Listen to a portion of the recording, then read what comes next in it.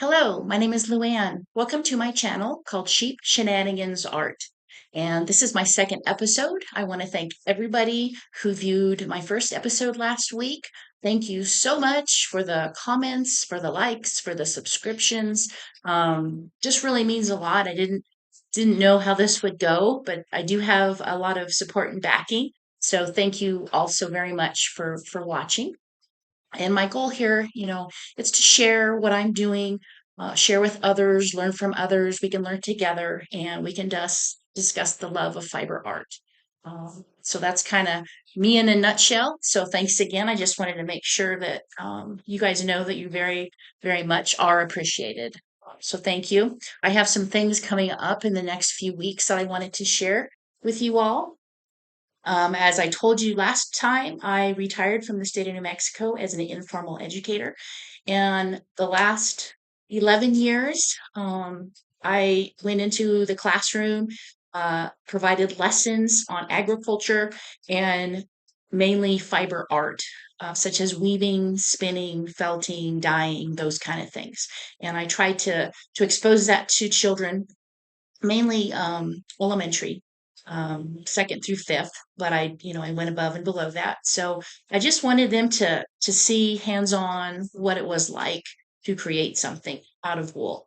And with that, I put in to present at the National Ag in the Classroom Conference coming up in Salt Lake City, June 25th.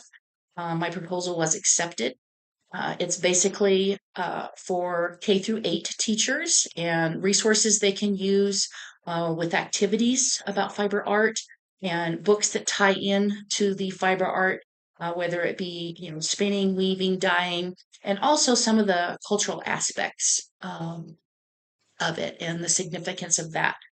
With that, I will be presenting with Miss Brittany from the New Mexico Ag in the Classroom program. So really excited. We're going to be presenting 2 1-hour sessions on the first day. That morning we have field trips. I think I'm going to a wool mill. Imagine that.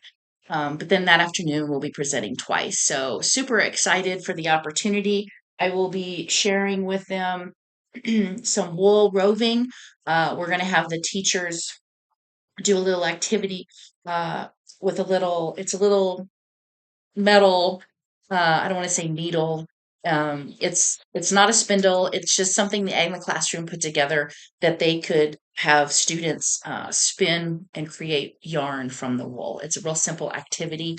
I will be helping with some felting, so I'll have some roving there with some water with some soap in it, and they're going to be making little felted balls, and then I'm going to show them what they could do with that. They can make little necklaces with the felted balls for the kiddos. If they want to have more roving, they could make dryer balls, or they could do flat pieces where they're creating pictures that they could put on a table or something to put in a picture frame, put on the wall. So we're just going to show them lots of examples. And this is one of the main activities we're going to have the teachers do for a good part of the time is I'm probably going to work this with maybe maybe four warp yarn threads. And I'm gonna see if they can weave all that in the hour that we have with them. And so they can take it home as a bookmark. So something that they can take along with them. But my favorite activity is these paper plate looms. They're like biodegradable, pretty, pretty heavy duty. I get them on Amazon. Um, and I just love them because I can reuse them when I go to schools. They're pretty hardy. All I do is I measure out 1/2 inch and I cut every 1/2 inch. And when I go to the schools, it's usually not this wide of a piece because it takes them a long time to do it. So I usually do about maybe six works. And then when they tie off, they can do 3 sets of two for their fringe. So I'm excited about that. Excited to talk to the teachers. I've never been to Salt Lake, so that'll be fun. But that was one of my big things. We're also going to talk about partnerships, how teachers can reach out in their community to get with folks like us who do fiber art, local guilds, 4-H clubs, extension. And I wanted to share what NMSU, New Mexico State University, has started in their program. Dr. Jennifer Hernandez Gifford. She started the New Mexico Heritage Wool Project in 2019. So it was right before COVID. And they have a flock of Rambouillet, I want to say about 60. And they wanted to be able to, instead of just selling the wool, I think they sold it to, don't correct me if I'm wrong, but Roswell Wool, I think, is where they sent it. They wanted to go ahead and have it processed and make things out of it. Let me just read you a little snippet about this is the little sheet of paper that she gave me that talks about the program. So it was established in 2019 to bring recognition to the rich heritage of the sheep and wool industry in the state of New Mexico. In collaboration with the Animal and Range Sciences and a local artisan weaver, we have created our second in a series of unique wool pieces. And I went over there the other day because I wanted to make sure I could put her in my PowerPoint so folks had an idea. And I ended up purchasing this. So this is their last piece that they did. And I just think this is just lovely. And just look at this. That nice piece of leather. I just think that's really cool. So this is all made from the Rambouillet. I'm not sure what warp they used, but the weft is all Rambouillet. It is just super soft. So I purchased this, and then in speaking to the gal there at the office at the college, she said that they try to get enough wool, so it's not every year they do this program, but they need to collect enough fleece to make enough rugs. And then I also purchased a little scarf that they do. That's just, and I know some of the kids from the textile department. I believe they helped with some of these to design it anyway. I know the big rug, there's a weaver up, I think by Chimayo that helped with them, but this has another cute little tag on it. Very, very soft. So just trying to support the locals. So we'll see how this goes over. I don't know. Teachers may have other stories to share of other programs that universities are doing across the country, but we wanted to provide that information to them. The other thing I wanted to talk to you guys about, sorry, I keep looking over here. I have all my stuff, is the Tour de Fleece. I believe it starts June 29th and it runs till July 21st. And I got me a little shirt from Stitches and Starlight, Tashi, and then Flannel and Pearls, I believe Christian. So they partnered. I got a t-shirt. We're all going to spin. It's kind of fun. They went ahead and they did a dye project with some different types of roving that they were going to offer because it's called Camp Wooligan. So they were trying to find various colors to put in the dye pot for the skein to kind of represent camping, going out in nature, that kind of thing. So they partnered with a dyer. They offered it for folks to purchase. By the time I got the email, I think they were sold out. So they were sold out within 45 minutes, and I'm hoping they do another batch. And if I can find a picture of the skein, I'll put it in the frame here so you guys can see it. But I'm excited. I'm going to probably be spinning mostly Wensleydale because I have a whole bunch of that. So I'm just going to spin, spin, spin, and we will see where that goes. But I will be doing that when we get back from the conference in Salt Lake City. Some other things I wanted to show you. So I'm new to embroidery. One of my museum volunteers who I helped teach culture embroidery, which I will talk about in a second. She got me into embroidery. I didn't think I would ever want to do that because I'm not a good sewer. Needles, all that stuff didn't really excite me. But I tried it. I have a fetish, or I guess I love the Scottish Highlander. Okay, so one of the I got a kit, I believe it was off Amazon. You guys can see that. Sorry, it's in the glass and that glare might be a little bit. So this is my little Scottish Highlander. It took me quite a while. Um, I just love it. Um, most of it's a satin stitch, if I remember correctly. But I got this, and then I had a friend inspire me to create this little guy.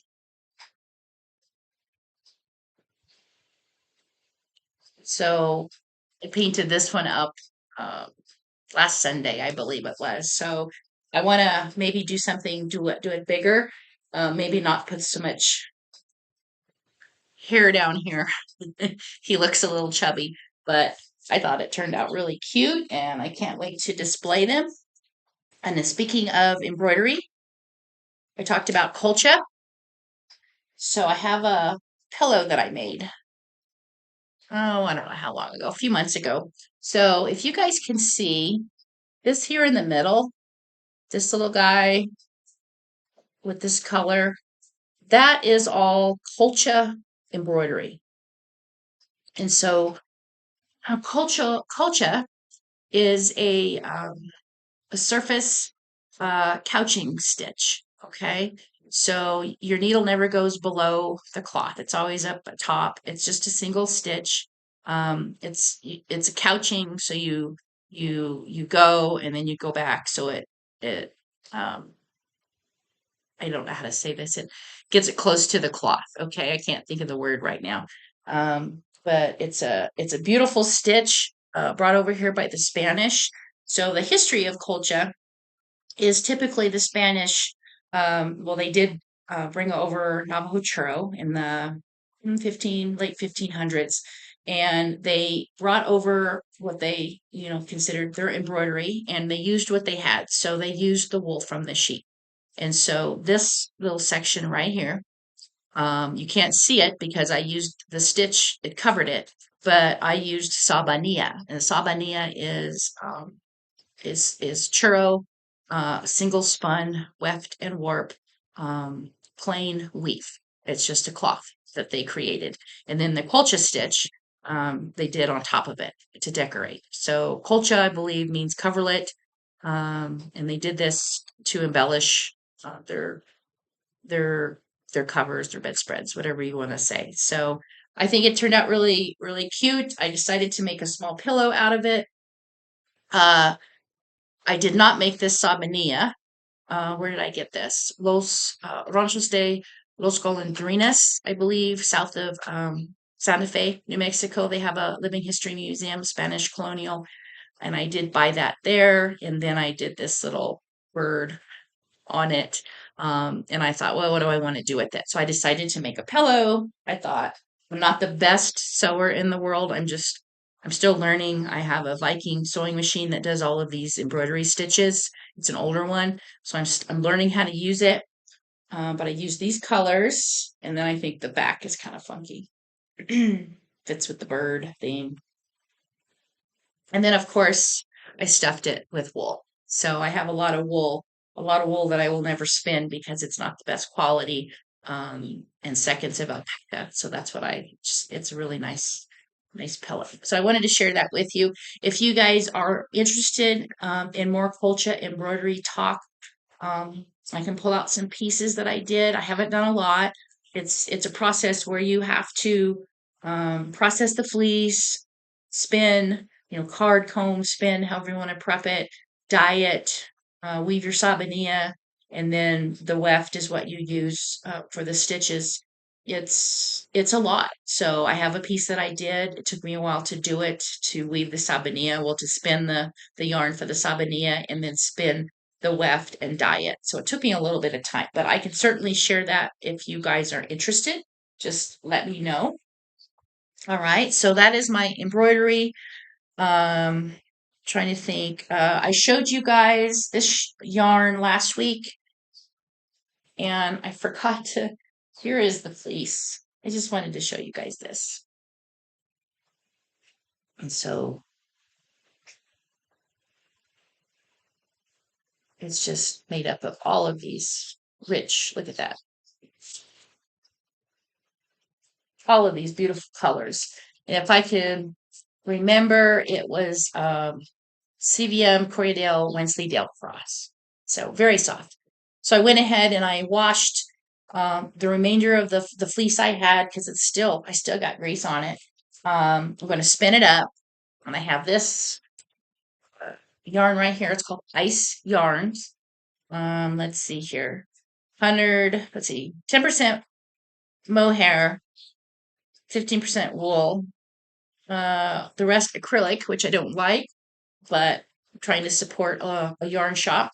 So I'm going to hold these two together and try to see if I can make a real simple shawl. So stay tuned for that. If you guys have any patterns, designs that you would recommend, beginner, intermediate level, um, let me know. Send me a link, okay? So stay tuned for that. Let's see what else. Speaking of this yarn shop, I took over some dyed roving that I had. Um, I'm in the market to purchase fleeces, and then I have them processed. I used to process them, but it takes a long time. So supporting a local mill that we have here in New Mexico, in Moriarty, Enchanted Mill. I took my fiber over there, and so I'm having it. I had it all processed, um, but there was some roving that I had in my stash. Some from her that I had processed. Some I had processed in the mill in Williams, Arizona. And I had it in my stash, and I need to get rid of some of my stash. So trying to figure out ways to do it. So I am dyeing it and taking it to the TLT yarn store in Ruidoso, New Mexico. I'll put her link in the comments. And so she's going to see if she can sell it. So fingers crossed. If I can figure out how to put some pictures here on my screen, I will share with you some of the colors that I use to dye. And I'm a big believer of landscape dyes, using a crock pot method because it's the roving, you just set it in there, let the dye do its thing. It's got mordant in there. I barely rinse it. Not much dye in the water after because it absorbs most of it because of the mordant already in the dye. And then put it in my washer that I have for fleece, spin it, and then it dries really quick after that. So it's a real non-invasive way of dyeing roving. I will probably show you guys my next batch. I'll take some video of how I do it, and we'll see. But I'm excited. I really want to get rid of some of my stash, and I want someone to spin it and let me know what they think of it. So cool things to come. All right. So I have this that I spun just the other day. So this is Coopworth. So like I told you, I like to buy fleeces. This particular batch of fleece, Coopworth, came from Namaste Farms in California from Natalie. Um, and this is some of the wool I had processed here in New Mexico. I got it in December. And it's just wonderful roving. It just spins so lovely. I am so happy with it. And Coopworth, hold on. Let me go get my fleece and fiber book because I want to share a little bit with you about Coopworth because I think they're cool sheep. All right, so I have gone to get my Bible, Fleece and Fiber source book, and here is the Coopworth.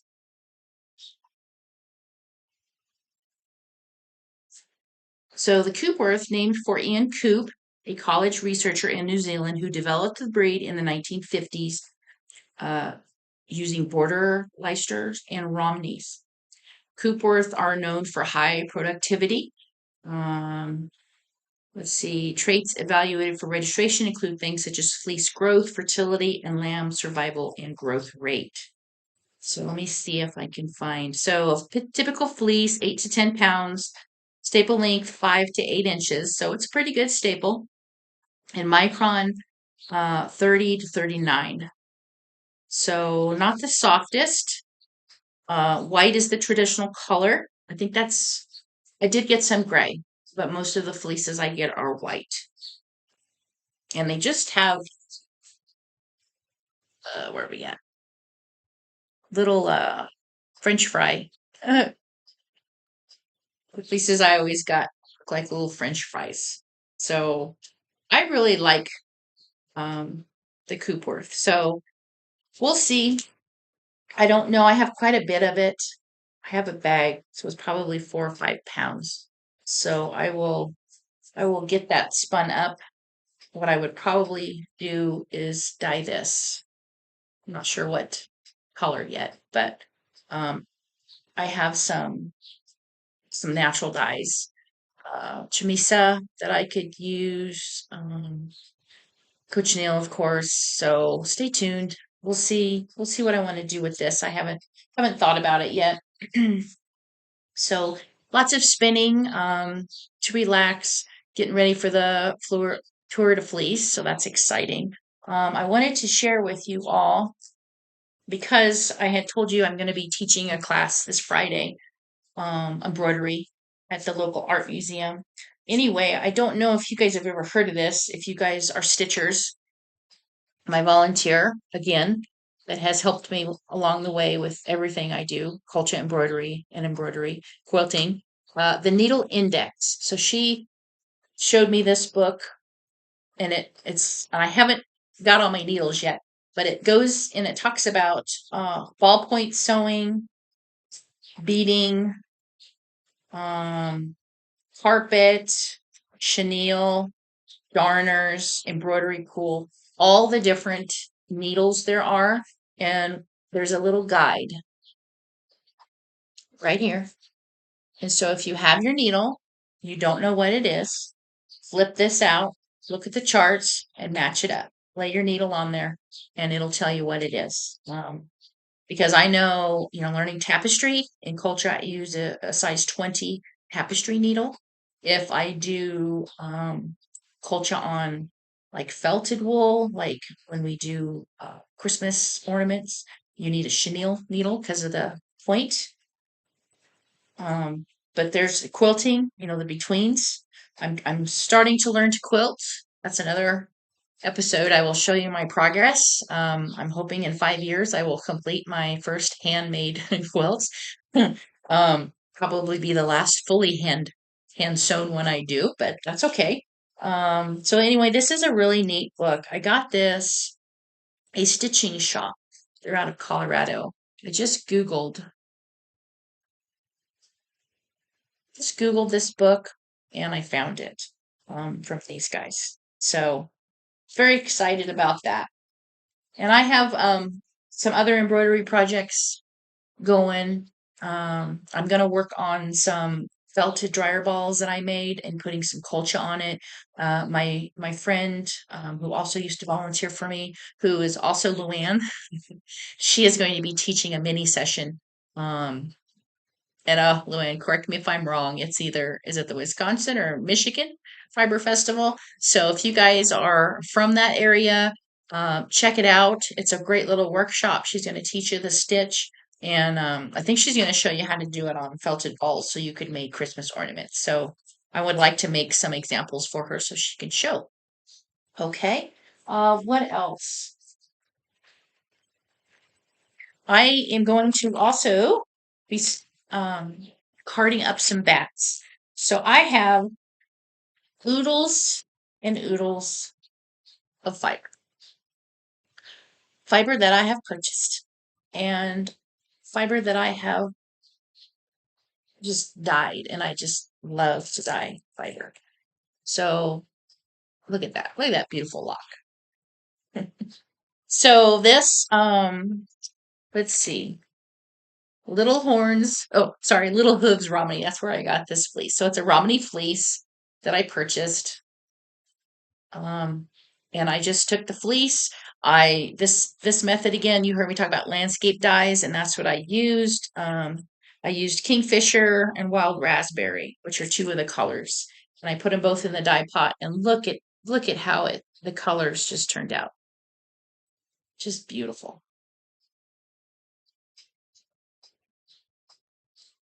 And I believe, hold on one second. I believe I showed you the skein, but let me go grab it that I made from this art bat.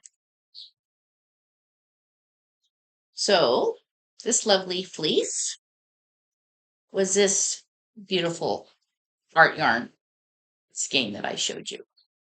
So that's what it's spun up to. So I want to make some more of these. And I can pull out some of my other colors of fleece that I dyed.